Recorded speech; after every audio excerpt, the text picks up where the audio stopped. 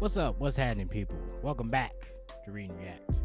You saw the title of that video. The Atlanta Falcons went into Detroit, and they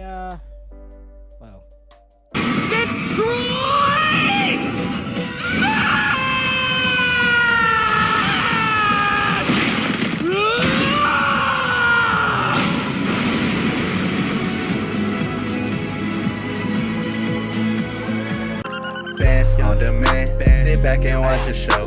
Let you talk your shit, but we done heard it all before. She don't got that same glow anymore. Acting like it's painful, bitch ain't nothing, bro. Brand new me, pop a tab for the feeling. She say I'm OD, flexing on my old demons. Offshore, shit degrees, shit won't freeze. Been the one to beat, stop, drop to your knees. But all jokes aside, welcome back to the show. Make sure to leave a like, leave a comment, tune in. We'll be here all week.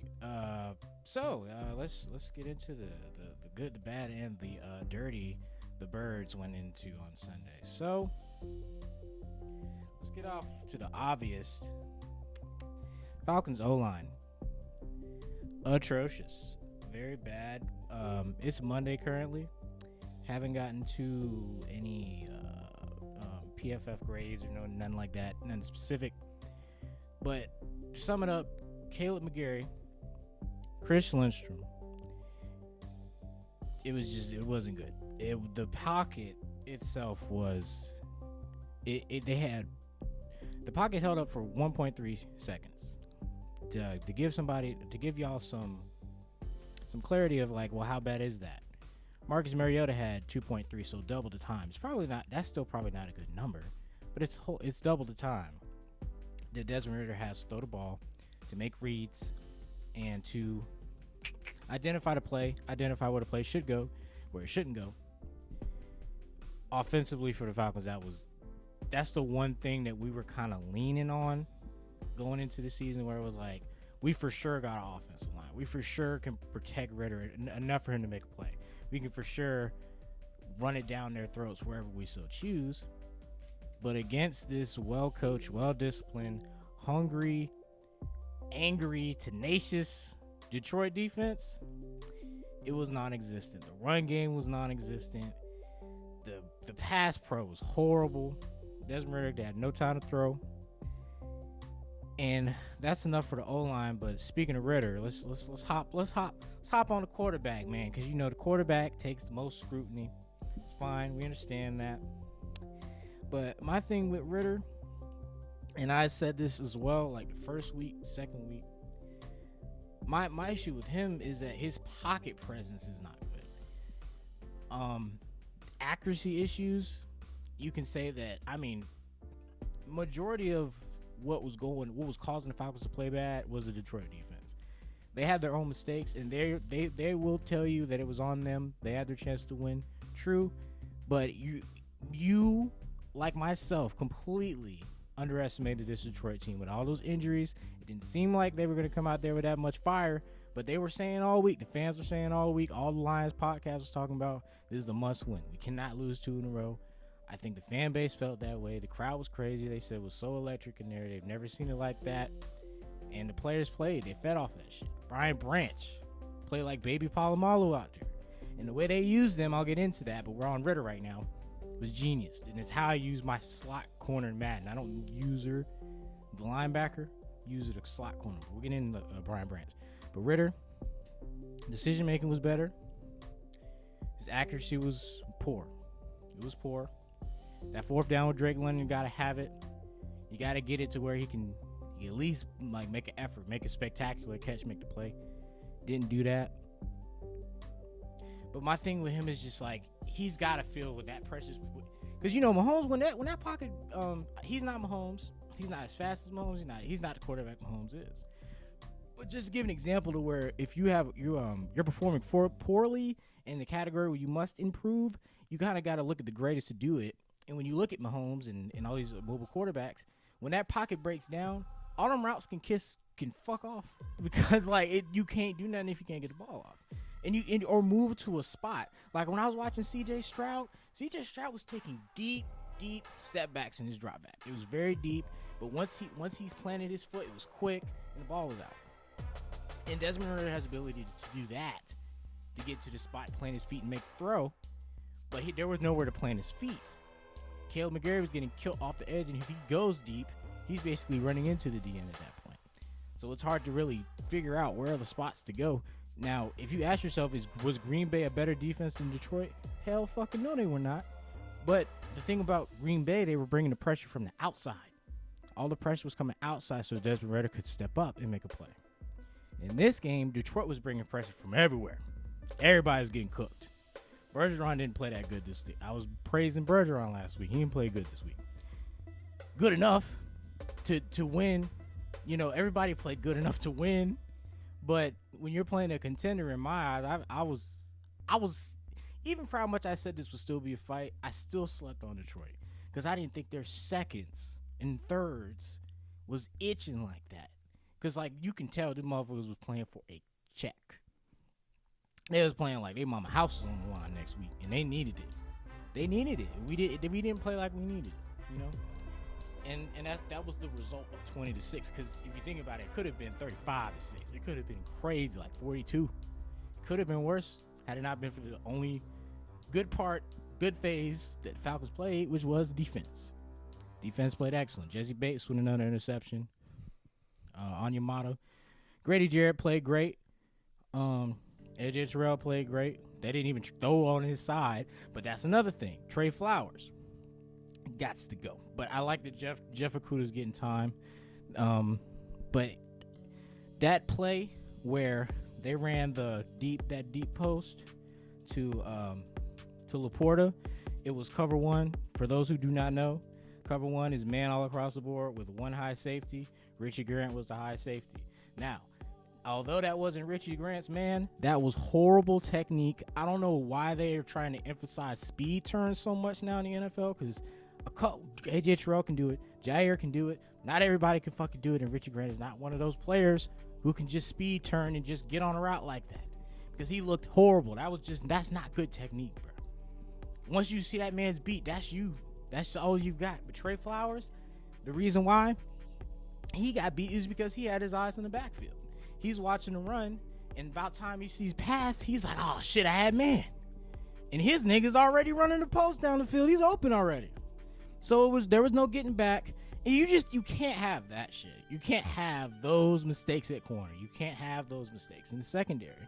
And I know I'm not the only one to say it, but I think that's why they implemented Jeff. Jeff's getting back, and that'll be the last we see of Trey Flowers out there with the first string. They might rotate just to, get Jeff back in the rhythm, but I don't know, that was another not good performance, total overall performance for Trey Flowers. That was the result, and that's what broke the game open. That's when it was 13-3. So had that been better executed, like everything else that went wrong, who knows?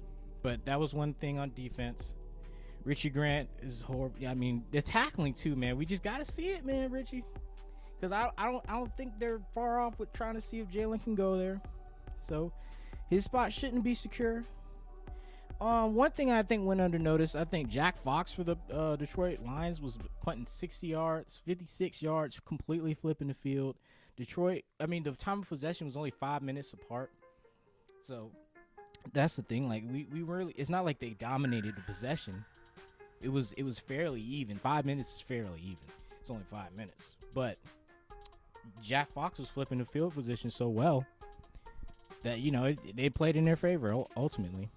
So, good. Again, 3 phases for Detroit. They played excellent in all 3 phases. They executed. And hats off to Detroit. I fuck with y'all. Hopefully, we can reach our full potential. So, if y'all get all your players back and we were to meet again later in the season, we can actually give you a fight. But I fuck with Detroit. Good fucking game. All right, that's enough praise for y'all. Y'all gone. But anyway, Jack Fox. One thing I noticed about Jared Goff, y'all might notice already, but I don't watch Jared Goff. His accuracy when the game goes on depletes, and you really saw that. Once you saw that pick with Jesse Bates, he was already overthrowing. He was already throwing behind, and you could just see it coming. You could see the way he started to. They gave the offense chances, and we just could not execute. We talked about Ray. We talked about the offensive line. Let's go back to the offense, and let's talk about. Well, something quick. Tyler Algier, 7 carries. That can't happen. Tyler just gotta have 10 a game. Give a fuck. Like I heard this too on somebody was saying it does seem like Arthur Smith is trying to prove people wrong at these games. Because I think I said that shit last week. It's like when they say Drake, Drake's not involved. Quick screen to Drake first play. Kyle Pitts had 9 targets. And who knows how many other ones on those 7 sacks we had to our 0. A lot of pressures, didn't get any sacks. But it's like Arthur Smith will say these things like he's not listening to that. He's going to run what he runs. And I think he's trying to play to the advantage of, like, I say this, but I'll do this. And it doesn't work.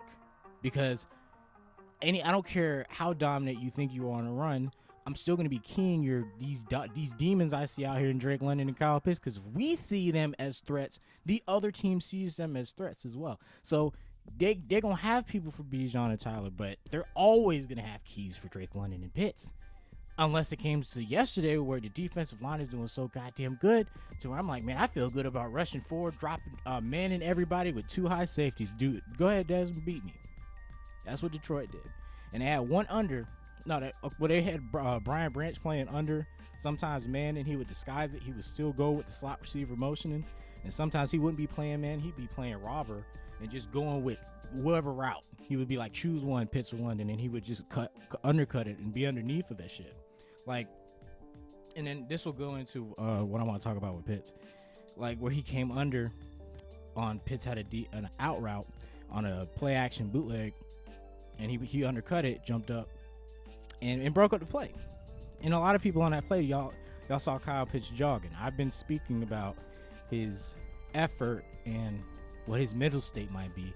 And I think after this game, it was evident to me that it seems like he's still scared of that injury, that undercut, somebody coming in, flying in just like Detroit was flying all around the field. And I understand that. I fucked my knee up. It took me a while to be able to even go and play basketball again. Or the Achilles. It took me a while. You know, it's a mental thing. And a lot to lose. And with a lot more athletic people that are trying to fuck you up, and the only way they can tackle you is low. He had one where he came across the middle. Corner was coming down. It was 3rd down. And all he did was just drop his body. Do not hit my legs. Get down. Get my legs up. And I don't blame him for that. And on the deep post where he ran a deep post and he was open, it looked like Des missed him, but he hitched up. It looked like he pulled a hamstring, or it was slow strides. And y'all know that's not how Kyle Pitts runs. He was not running like that his rookie year. So there is something wrong. There is concern there with him. There's concern there with McGarry. But for Kyle, I think we expected too much too soon. I think everybody did. I don't think people realize that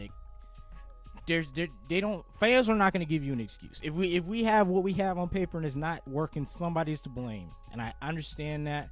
But y'all got to understand, as fans, fan bases, y'all got to understand, bro. They're the ones that got to make the play. These players got to go out there every Sunday and make these plays. And they are putting their lives on the line, because you saw players damn near die last year. And injuries are fucking excruciatingly painful. Surgeries are excruciatingly painful. Nobody wants to sit up in a bed for months when you're supposed to be out there being the best athlete in the world. It can mentally get you fucked up. I ain't never been in the NFL, never played college, just high school. But you gotta understand and have some patience, because a lot of people on the internet talking. If we put cleats on right now and I told you to go run a post, do this, and if we laced up, you're not even getting off the line with me alone. And if I put somebody with more skill, with just a little bit, you wouldn't be able to do shit. Y'all like I hear a lot of old heads saying, why we can't just throw the ball up the sideline? Why everything's so tight? One, after everything is tight. There's always got to be somebody outside the goddamn numbers, depending on where the ball is. And why you can't just throw the ball up the sideline? It's because if your tackles are trash, you have no time to throw the goddamn ball. If your guards are getting ate up by the tackles, the nose guards, you have no time. And then if okay, let's say Ritter does have time to make more time and get out the pocket, he can't go away from where the play flows are. You know what I'm saying? Like if you got any type of flood, you got a post, you got a deep end, anything, something to the flat. If you run away from your routes, you ain't got nobody. So that's another thing that you gotta implement in your decision making as a quarterback and a receiver, because if the receiver see he's going this way, then they gotta turn back around and give him a target. And you see the effort with Pitts and shit. So there's no way he's probably gonna run back for there. He's not running back and trying to open new routes. These receivers are running run route, and the play is over. If they're not getting the ball on that route, the play is over. That's another thing I noticed. There's no playmaking after the play is broken down. Once our play is done, it's over. That's not good. That's not good against teams against Detroit. But you got to ask, out of Detroit, who's the best defense we're gonna see? We got. Hold on. We got the Saints. I know one. Damn, I got the phone. Saints. And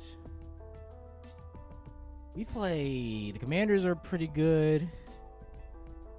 Either way, that's okay, here it is. The Jets. But that's gonna be the same game. When we play the Jets, same fucking game. It's gonna be the same game as Detroit. And we're going to see if we improve, because that's later on in the season. So let's see. That Jets game, we are going to see if they can improve on what they do for sure. Because after that, this is the easy part. This should be the easy part of the schedule. Detroit was the last juggernaut. And now we go in Jacksonville after they lost to Houston. Houston, that's going to be a good game. I'm going to be there for that one. Y'all holler at me if y'all going to the Houston game. Washington, that's not a sleeper. Tampa Bay, can't sleep on them. Yeah, I mean, I say it's easy, but hey, this is football. This is NFL, man. The wins are not easy to come by. So we are going to see. The Colts are no sleeper defense either. But the bottom line is that this offense left, that was the only question mark. That was the only thing where we were like, well, they got to get it together. I've been saying you got to give them time. You got to give Dez time. But there's no more time left to give for McGarry. There's no time more left to give for Chris Lindstrom. We've already paid these dudes and decided that this is where we're going with y'all. And we could have let that nigga walk. We got him for the cheap, but you get what you pay for. And we really getting that shit right now. But Chris Lindstrom, you don't got no excuse, homie. You a really high paid guard right now. We got to see production from that line. We've got to see improvement from that line. And Desmond Ridder, you got your leeway with wins, but you ain't got no wins on the road, homie. That's got to change. Go to London. It's got to fucking change. You got to win on the road. It's got to be the same. You're getting your signals. I see they even changed it where he wasn't even looking at the sideline. He was hearing the signals, relaying it, personnel calling the plays because they couldn't hear in there. But his mechanics have got to be better. His footwork in the pocket's got to be better. Like we've seen the potential. His footwork is good. He don't have bad footwork. He's just not using it. Because I think he's like, once his drops are just so like he's just ready to throw as soon as he gets the ball hiked to him. And I understand our line straps. He's just trying to do what he can to win, and it's not working. So we're gonna see who is he really? We're gonna see who they are really. Now they're coming back down to earth. Now they've got film on y'all, and now it's time to pull the playbook out. I said in week 1 when people were mad, why are we running these weak ass plays? Well, now it's time to pull the playbook out. Arthur Smith, you on the hot seat now from the fan base. I gave high praises, and I will say that this was he gave help. He gave the offensive line help. He dropped back 8. He was getting cooked. He was bad. It was really bad, man. He did what he could do to help the line.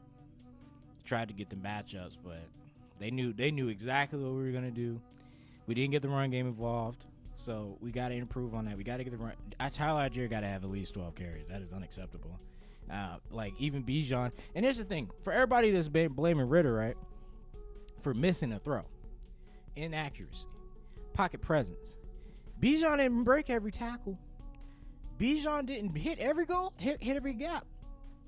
So, does that mean Bijan had a bad game? No, it's just different positions. It's just different positions, and it's different scrutiny that each position faces. But I'm just saying, if you're gonna be objective with the shit, and you saying what you're saying about Ridder, and like some people are talking about benching him now. They're talking about bench him, put Heineke in there. We can't have this shit. That's what some fans are saying right now, and a lot of them. And that's crazy to think that you would think Taylor Heineke is going to do any goddamn better in that pocket. He can't move just as good. I mean, so what? You're not improving with that move. So why do it? Just to prove you were right about Ridder? No. Sometimes when quarterbacks face this much adversity, sometimes they can flip a switch and be like, oh, okay, this is what was going on. And Desmond's smart enough to do that. And I'll defend that because I think intellect can sometimes outdo athletic ability. So, at times. But, I mean, there's things that are in the way that you can use to your advantage to avoid looking like a scrub. So, all I ask from Ridder is to work on that pocket presence. If you are on your final step back and defenders are 3 to 4 yards in the backfield, fuck them routes. You know where they're going. You know the play. Go to where the play, right or left, is flowing. If all the routes are stopping in the middle and you don't want to go outside because you know that they'd have to run back out, I don't give a fuck, bro. You can't stay in that pocket that long. You cannot. That's not a possibility. And if you do, you gotta throw the ball, nigga. You gotta throw that bitch. You gotta let it go. But every time he letting it go, something's in the way. It's tight coverage. Detroit was tight coverage, so there is no quick throws. They were tight. Everything was man up, press man on the line. So there was nothing quick. So everything that y'all are saying as fans, like y'all should have did this, whoop-de-whoop-de-whoop. I want you to tell me your fucking scheme. Tell me your personnel scheme right fucking now how you would have beat the Detroit Lions, how they were playing on defense. How would you have scored on that defensive Lions defense? How would you have done it? Me personally, I think we can agree on keeping the run game going. But the weakness was their secondary. They were injured in the secondary, and their strength was the defensive line. So what kind of sense does that make to run the ball with however good you are on fucking offense running the ball when their weakness is the secondary? They just couldn't create the plays against that secondary because the Brian Branch played like a goddamn Hall of Famer. And that's what Detroit needed them to do to win. So again, y'all have to understand that there is more to this than the Falcons just making mistakes. Okay? Like, that's why I'm not sad. I enjoyed the game to me because I love football more than I love, the Falcons or hate, this team or that team. And I'm not going to be mad at a team for talking shit after they won. Like Brian Branch was like, yeah, I just saw Bijan not looking. And I'm like, yeah, I'm taking that. And he said, when you saw the flag, what'd you think? He said, fuck it. I'll take that. And I fuck with that shit. I would have loved in my corner if D. Alfred said that. If AJ said that, I'm taking that with this score. It's not hurting nothing. And that's the one way you can tackle Bijan is when he's not looking. When he's in that process of him catching the ball, bringing it in, that's the only time you have to tackle Bijan. That's the only way you're going to be able to. And that was evident. And the Lions saw that shit, figured it out like that, man. The execution, again, bro, shout out to the Lions, bro. They really played a great game. Because I said at the beginning, I was like, this is going to be a great coach game. Dan Campbell had them boys ready. Not just knowing the play calling and personnel and the schemes and shit. He had them mentally ready like, yo, we cannot drop this shit. We've been mediocre long enough. We're not going to do that. We're not going that route no more. He put his best players that were available in the right spots to make plays, confuse the Falcons. And Detroit smashed them motherfuckers, man. So shout out to the Lions. It was a good game to me. I'm not upset. How am I feeling about the Falcons? How am I feeling about Ridder? We're fine. It's week 3. Let's take this shit and learn from it. Can y'all not take losses, bro? Like, do y'all do anything in life risky? Do y'all do anything in life and take a risk and be like, this loss won't defeat me, but let me do this shit knowing I'm probably going to lose.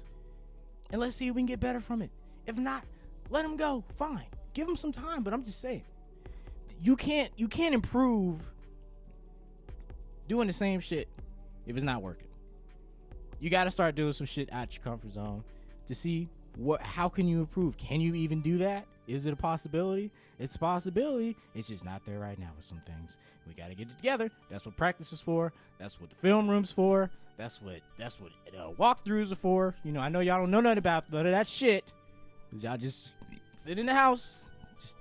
You just enjoy football. Just say you enjoy football, and I'm gonna cheer and be mad for my team. If that's you, cool. But don't be pretending to be on no analytic shit, and you're not even considering every single detail when it comes to executing a play, stopping a play, running special teams, and flat out just winning a game. Because there's more to it than you motherfuckers think. With that being said, thank you for tuning in today. I appreciate y'all. I'll be back with some shit. I got some videos I want to release this week. Should be some funny ones. Should be some good ones. And I'm going to react to the Dolphins game. I haven't looked at no highlights. That should be coming right after this one drops. But thank y'all. Sayonara. Arrivederci. Peace out. I just spent a 10, they loving me of course. Never broke, just been way before I made that choice. Like forever, she give me face long like a horse. Come to Garcon, down I ride.